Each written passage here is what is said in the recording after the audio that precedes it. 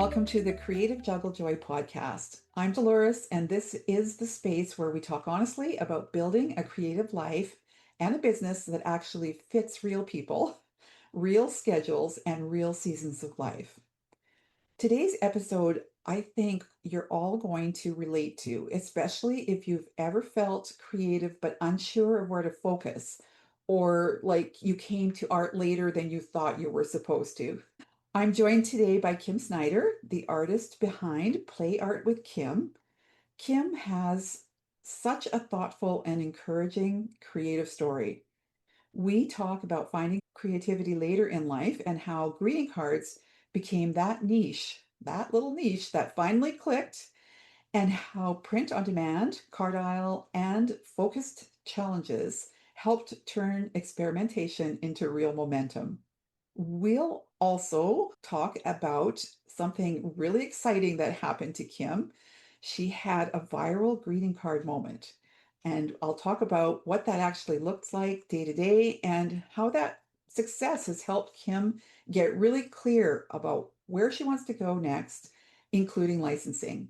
Kim, I'm so glad you're here. I'm so happy to be here. I'm excited. Kim, I'd love for you to start by sharing that bit about how you thought about creativity when you were growing up. You've shared this with me, but I would like my listeners to hear this. Yeah, when I was growing up, I loved to dabble in creativity and just in many different ways. And then somebody pretty influential in my life told me, "You're just not that good at art. You're not good enough to move forward and quit your day job," sort of thing. And that really shaped the next 30 years for me. So I believed that statement and went on to just not try at all for the next 30 years. I went on to be a teacher, which I did enjoy. Had a career being a teacher, special education and third grade, which was a great career. But I even got a volunteer in my class to teach art because I didn't think I could. I would tell people I can't even draw a stick figure. Well, I think a lot of people listening will completely recognize themselves in these beliefs can really shape you for decades, decades of decisions. So now life shifted in a big way for you when you started homeschooling, right?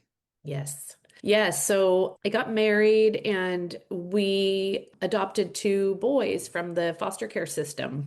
And when it was time for my oldest to go into kindergarten, it just wasn't a good fit for him. They struggled to deal with his behaviors that he was presenting and didn't really connect with us as much as how to deal with it. My husband and I just made the decision, let's bring him home and let's just do school from home. I'm a teacher. I was a teacher. I have the skills. I can at least do kindergarten, right? Right. We made that choice instead of fight with the schools the entire time. It was exhausting. Once I got the oldest home and then the youngest came to school age, we just kept doing it and it worked.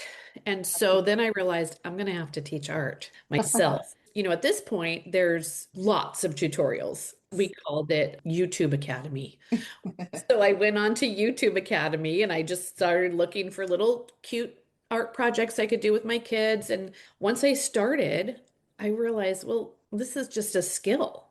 A lot of art is a skill that you can learn, that anyone can learn. And I can learn this, and I'm teaching it to my kids. And once I started learning in that way, I just went crazy. I just absolutely devoured every class I could and started doing it on my own time in the evenings and Perfect.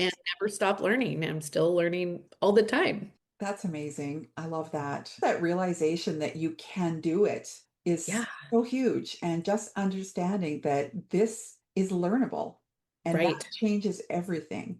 And I think back in the day, I'm 54. A lot of people in my generation can understand, I think, that back then art was reserved for those with talent. Yes. And I put air quotes there if you're not viewing this visually. Art was reserved. If you're not like Van Gogh, if you can't paint something exact replica of a photograph, then you're just not good at art. Yeah. And I think over the past several decades, we've evolved Yes. very different view of what creativity and art is and realized it's so good for you too. Yes, absolutely. And I know that that eventually led to you teaching some in-person kind of events and earning some money with your art, right?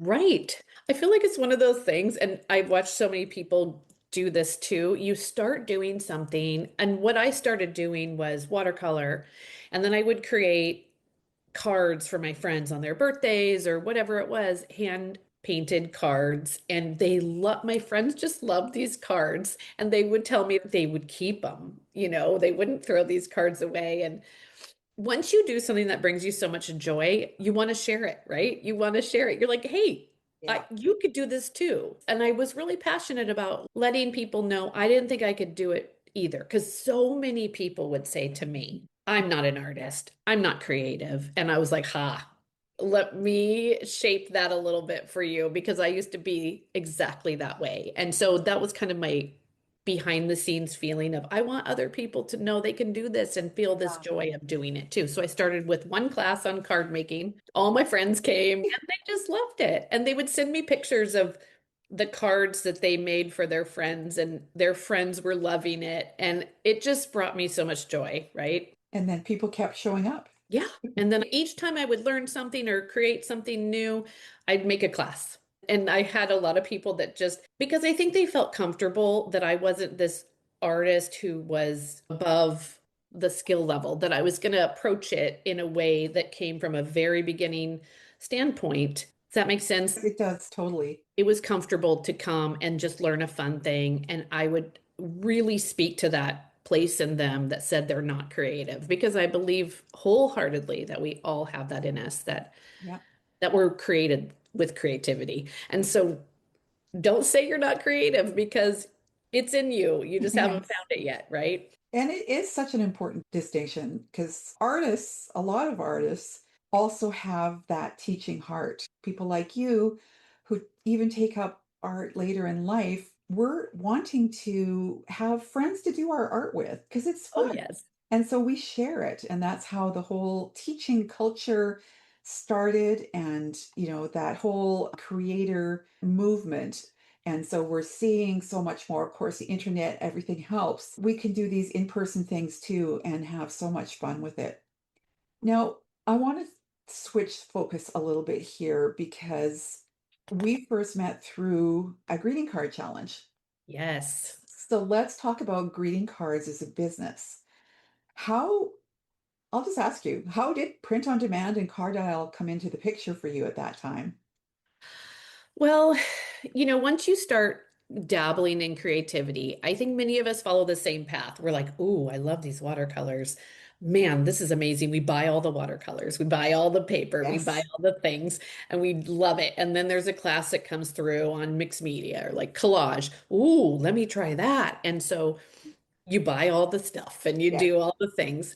And that was me for several years. And then I would go teach it. I would just learn it and then I would do my own thing kind of that I could teach and that was mine and teach it. And I dabbled in so many different things. And then I was starting to figure out how can I make this a business? Because I also feel like this is often how we feel. We want to, I don't know why, but we want to monetize it or make it a job. And so I have a blog. I started way back in the beginning with a blog Nice. about creativity because I felt so strongly about people finding out that they have creativity in them and all of that. So I started the blog and I wanted to expand and I had tried everything. But then as you start taking classes on business, they want you to pick a niche. Yes. And every time they would say that, I'd shut down. No, I don't want to be put in a box. I Yeah. can't pick a niche. I want to do it all. I want to have the freedom to just whatever I want to do on that day because the other thing about the art for me was that it was therapeutic.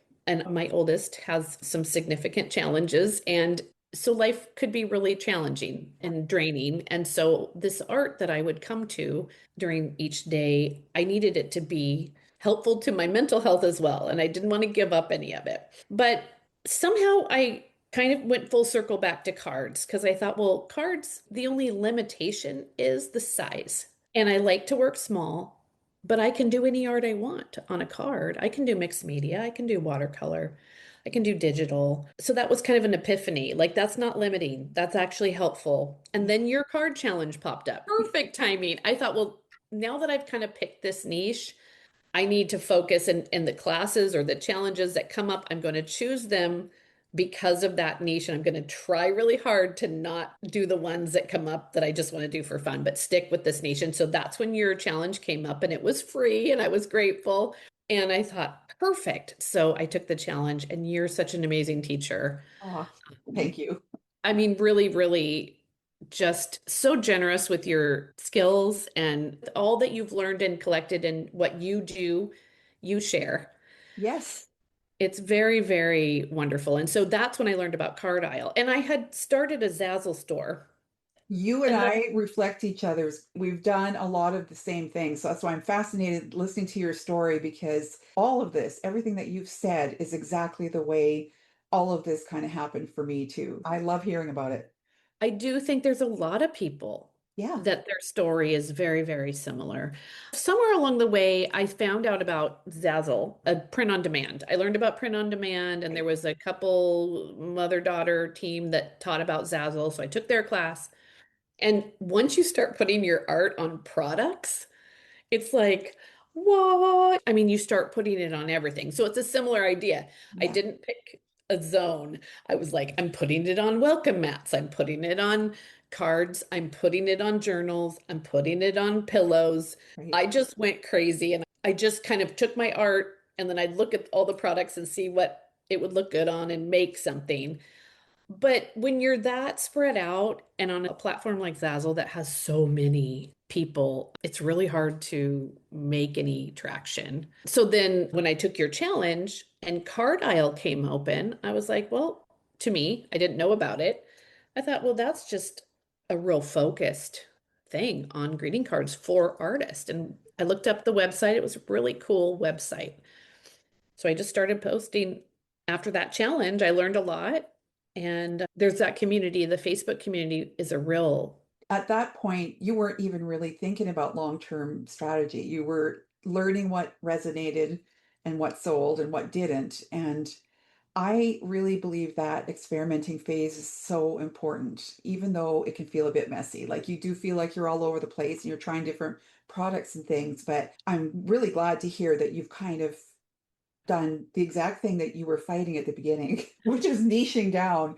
And now you have niched down to greeting cards. You're doing a lot of different things, but greeting cards, I think, are a really good fit for you. And then you had that greeting card that went viral. Everybody went nuts in the community, like talking about it. It was so crazy. it was crazy, is exactly the word that I kept saying at home. So I think this was, when was that card challenge? It was in We September. did it towards the end of September. So I put a bunch of cards on there, and that's when I really started learning about greeting cards. And I felt really good about it because it had come full circle. My very first venture right into teaching art was greeting cards.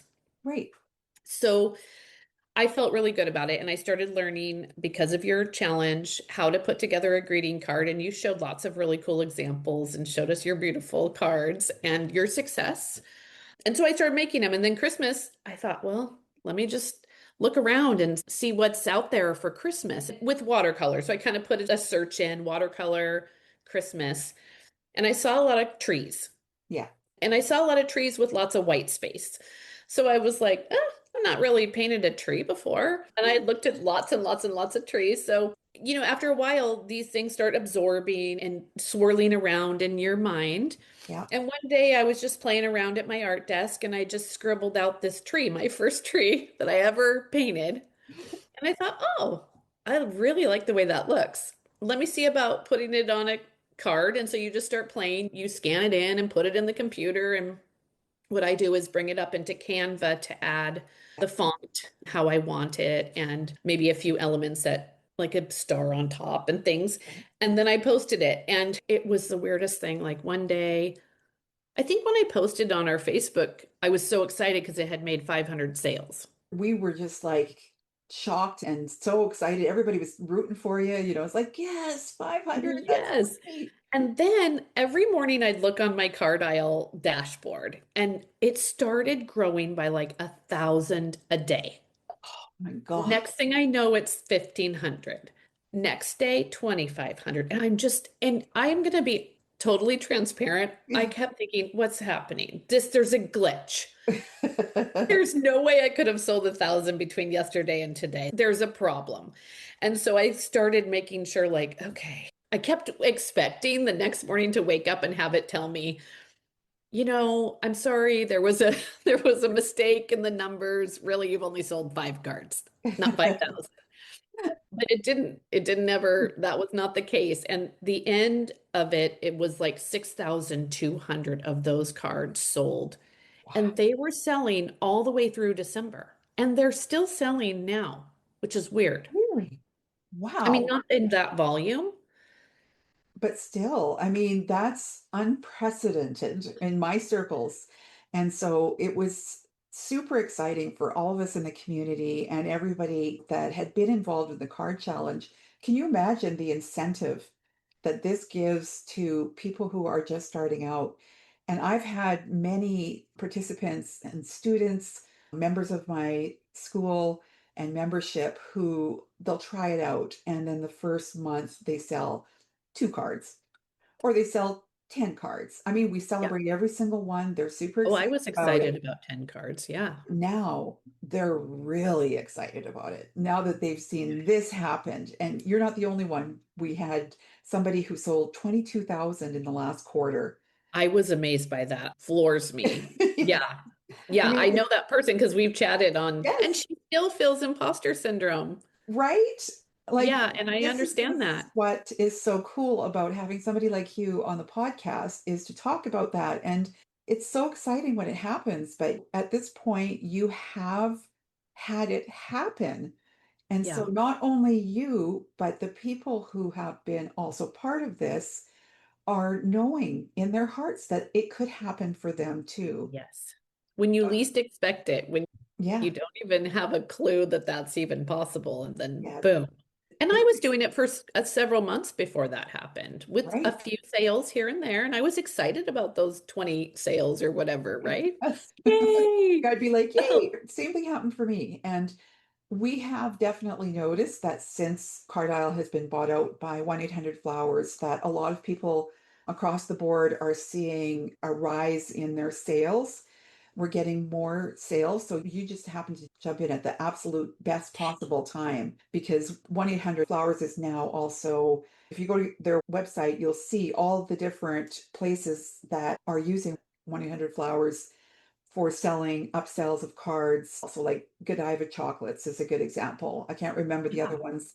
Big companies. So we're seeing a lot of growth. And the good thing about having a card like yours really take off is that it pushes your card to the top. And what happens then is when somebody is buying a bouquet or sending a basket of chocolates, they have cards come up to choose from. And if you're in that top 10 or 20 cards, well, you know what it's like. If you're in the middle of doing something, you're not going to go page after page looking at cards. If your Right. card is higher up on the top there, you're more likely to get sales. So that's what's happening. And that's something really fun for all of us who've been involved in the challenge. Now, let me ask you, how did that experience shape your sense of niche and direction? I just would like to hear that from you. Let me think about how to answer that. Once that happened and I started getting traction in real, I called it real money. Like, wow, now I've made real money. Because that equaled out to be 1,000, a little over $1,000, which is amazing. And so, I mean, I dabbled Zazzle, I'd get, 30 bucks here, 100 here, and that's great. That's a couple lattes, a dinner out. But when you're like, okay, maybe I can actually make some real money. And if this is going to happen again, I got to get my ducks in a row. And what's the next holiday? So it's Valentine's Day. And then what's after that? Mother's Day. So I took the next 2 holidays and I just started creating art. My husband's like, whatever you just did, do it again. I go, I can't do it again. It was Christmas. It was at Christmas. Whatever you did, just do it again. I'm like, okay, I'll do my best. It just allowed me to really get more focused in and realize, okay, this is working. And so then I started getting a portfolio ready for pitching. Excellent. And I'm working on that now. And I started getting my website aligned with my goal, right, of greeting cards. So I realized If you looked at my website, you wouldn't realize that's my goal. And so I just started kind of going through my socials and my websites and looking, let me align things.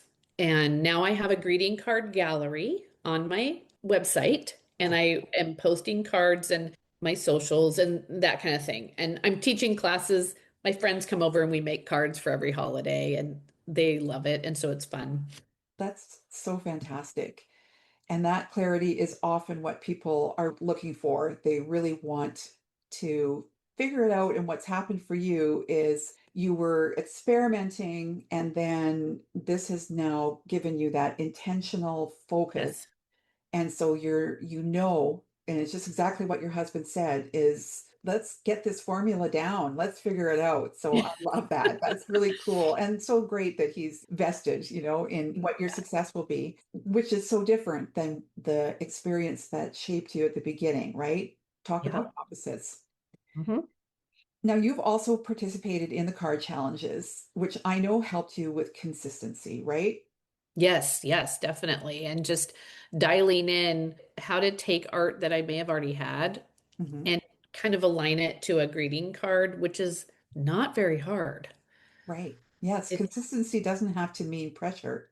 Sometimes no, it means a gentle container. It's just sort of like, okay, you can do whatever art you want, but let's put it on a card, and then you could possibly make some money from it, which you have proven is yes, possible. and cards are lovely, right? Everybody loves to get a piece of mail, a real piece of mail. There's something magical about cards, and they're not going away No, in this world of texting and just all of the things that are happening with AI and all of that. Cards are not going away, and artists are not going away. And exactly. I love that Card Isle is like, this is for artists. Yeah, absolutely. It's just lovely to think about what would I want to receive or give in a card, and what sentiment would I want to send my friend. I'm always thinking that when Great. a friend's going through a hard time, what are the words that I want to say to this friend now? Yeah. And how can I put that in a card that other people might also resonate with, right? Yeah, I love that. I have cards everywhere. I receive cards and they surround me because I just love looking at the art. They're all so different and they motivate me. I'm sitting here creating cards and I can look around every direction. I can see a card. Yes. And the card challenge was great because everyone's working on the same goal. And you really give us the freedom in your challenges. Like, just do it your way with your art. Also, here's some help if you need it. Like, if you want to use my elements, and here you go. Let's just start practicing how to do it and get that kind of formula done. And then people are off and running. And everybody is on the Facebook group really supporting each other, and having that focused Facebook group is because we're still going. The Yes, we're still challenge was going. September. The challenges end, but we still are open for business and everybody's helping everybody in there, which I love. So thanks for mentioning it. We'll definitely put links in the show notes and we'll put your links into. When are you doing it again? The challenge, do you know? We're coming up to it. We'll have everything connected here, like in the show notes. This will probably show around the time of the card challenge or getting closer to the Perfect. card challenge. So we'll definitely have everything set out so people can get there easily to everything. Well, I'm doing it again. That's for sure. Yay! Yeah, because there's another place that I haven't tried. Everybody was talking about Greeting Card Universe or Right. something. Yes. Yeah, we have lots of success with people on Green Card Universe as well. It's a little bit harder for uploading, a little bit more challenging. They do have art direction that they do. So it makes it a little bit more work, but we do have people who have been really successful. One of my students will be chosen with the card of the week or, Yeah, some that's so other cool. I've seen accolade. people So post that. Yes. it's really wonderful. It really is. At this point, looking ahead, how are you thinking about licensing? Does it feel like a natural next step for you? Well, I've wanted to license for a while, but it felt really, I took Bonnie Christine's immersion in what, 2023, Oh, maybe? we were both there then. Were we? Yeah, I was in it. Maybe, yeah, now I'm wondering, was it 2024? I don't know. Anyway, I took the class, and you got put in study groups if you signed up for that part. My Yeah, study group is still meeting. We're still meeting all the time. mine too. Is that so cool? Yes. So we're all going in different directions, but we meet every Saturday morning and we get on Zoom and we talk about all this. But the problem that I had was I don't like making patterns and I don't like Adobe Illustrator. So if Adobe Illustrator and I tried to become friends over and over. And I just finally had to cut off the relationship because it would make me so upset. And I just do not enjoy making patterns. I'm learning now on Procreate and I'm feeling a little better about it because I feel like I have to have just a few for maybe envelope Yeah. interiors or something like that. Yeah. But I didn't want to do patterns. And I felt like that's where everybody was going. And I thought, well, if I'm not going to do patterns and I'm Yeah. not going to do it on fabric, then I'm not going to be able to do it, Right. which is where this card thing came in very, very handy. Greeting card companies have to have artists. That's right. It doesn't have to be a pattern. It doesn't have to be an Adobe Illustrator. It's small. It doesn't have to be a vector. Yeah. I could do it on Procreate. I could do it by hand and have it be beautiful. Yes. And so now I feel like I can do the licensing. So I'm actually working on a portfolio and a pitch email to a company. So that's my first. I'm really nervous and I'm expecting to have to do it a lot of times. Yeah, You're licensed. absolutely. Yes. I love your approach to it. It's perfect. I got lucky because I was discovered at a craft sale by the owners of Hallmark stores in Winnipeg and in Brandon. I had never even heard of art licensing. And now you know that I'm into it in a big way and I teach a lot of art licensing. So it was just a fluke, really. But that's how I got started in art licensing. But I do teach a lot of related courses to it. It's been so fun to just hang out and talk like this. Thanks so Yes. much. Like, thanks for sharing your story. I think so many listeners will see themselves in your journey, especially the idea that it's never too late to pivot or to change your focus and to learn. And I loved your whole story about teaching yourself at the beginning, even though you'd always had that in the back of your mind.